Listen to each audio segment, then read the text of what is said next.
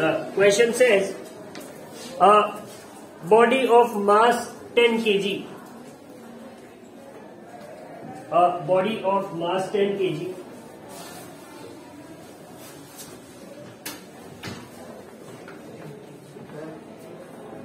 is kept at a height of 5 meters. Is kept at a height of 5 meters.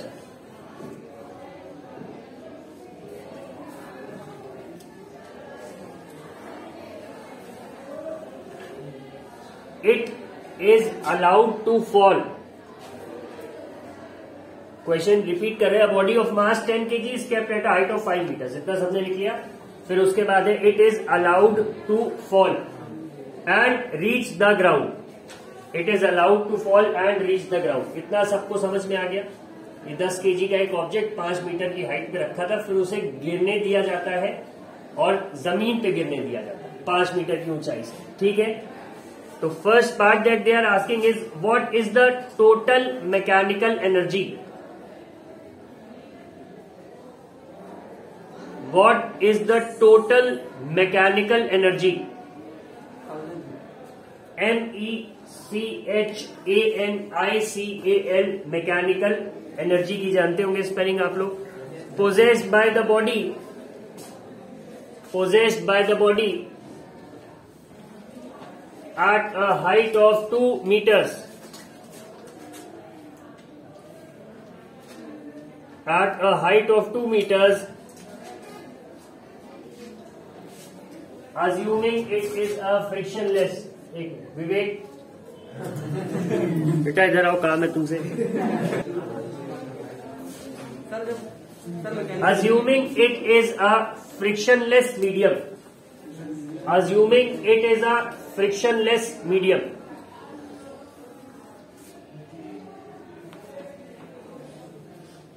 Second part है what is the kinetic energy.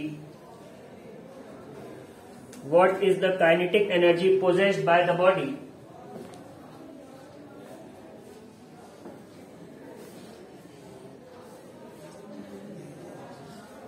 just before hitting the ground? What is the kinetic energy possessed by the body just before hitting the ground?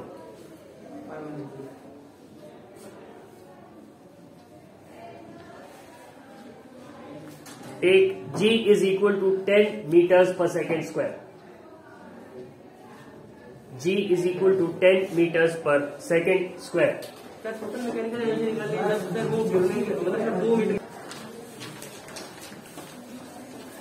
It's a new question. A crane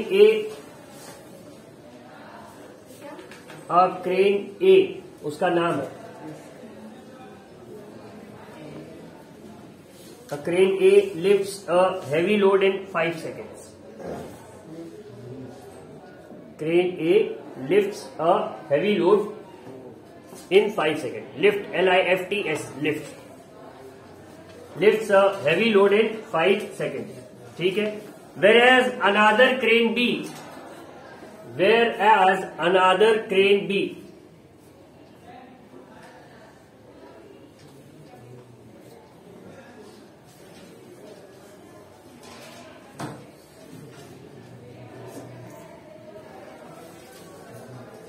lifts the same load in 2 seconds. Lifts the same load in 2 seconds. Compare their power. Compare their power.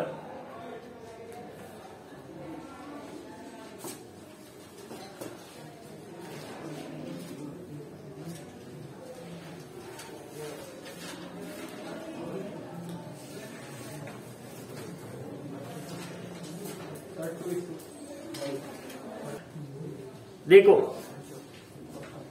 As I had told you all earlier, ratio word जहां आता है, comparison word जहां आता है, मतलब ratio होता है.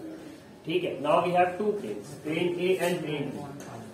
Power of crane A is work done upon time taken by crane A, and power of crane B is work done which is the same in both cases. Upon time taken by crane, ठीक है। तो ये क्या है, W upon 5 और ये क्या है, W अपॉन 2, ठीक। अब ये क्या बोल रहा है, PA अपॉन PB कैलकुलेट करें, ठीक। तो W upon 5 whole upon W upon 2। Mathematics कहता है कि ये इससे मल्टीप्लाई होगा, ये इससे मल्टीप्लाई, ठीक। तो W into 2 upon 5 into W, ये कैंसिल हो जाएगा, 2 upon 5। PA is to PB is what? A simple question. Math तुम लोगों की weak, the problem that I figure out is, तुम लोग अलजेब्रा वाला पढ़ाई ठीक से नहीं, A square plus B square plus 2AB जो सिंप्लीफिकेशन वाला अलजेब्रा का चैप्टर था वो अच्छे से नहीं पढ़ा, इसीलिए ये चीजें नहीं हो पाती।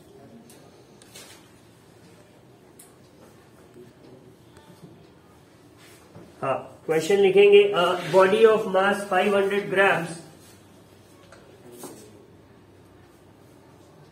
a body of mass 500 grams is moving with a speed of 10 meters per second.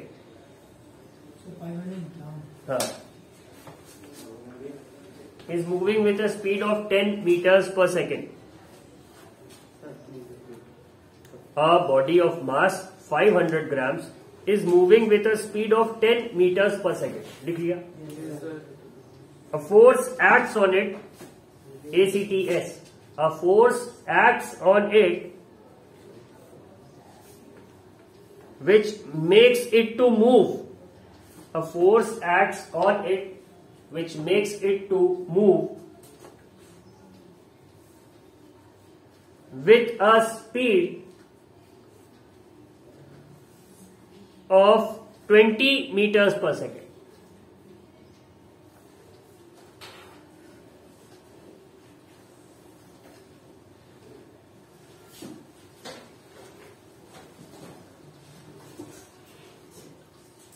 Find, पहला है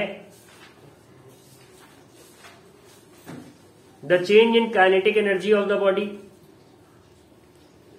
the change in kinetic energy of the body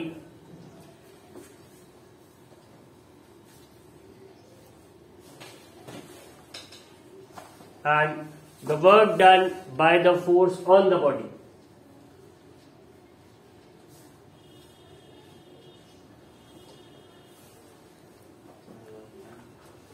Work done by the force on the body.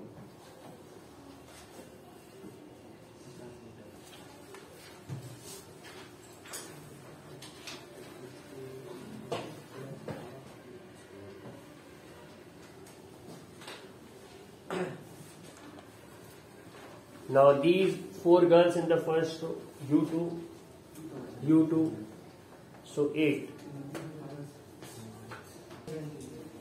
So we have been given the mass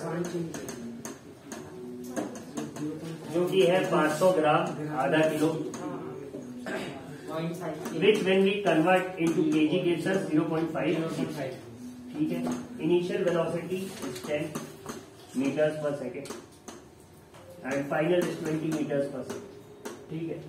We don't have any idea whatsoever of the force applied, the acceleration, और निकाल भी नहीं सकते क्योंकि time भी नहीं दिखता है।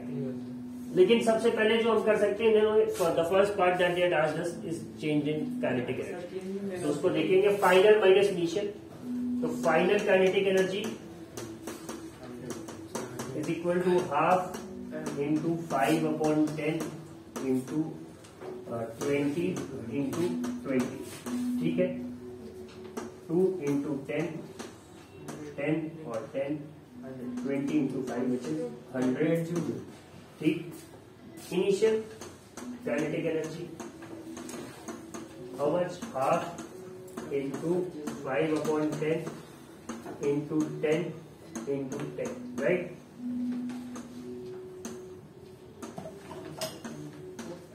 5 इंटू 5 is 25, चेंज कितना आ जाएगा? 75 फाइनल माइनस इनिशियल,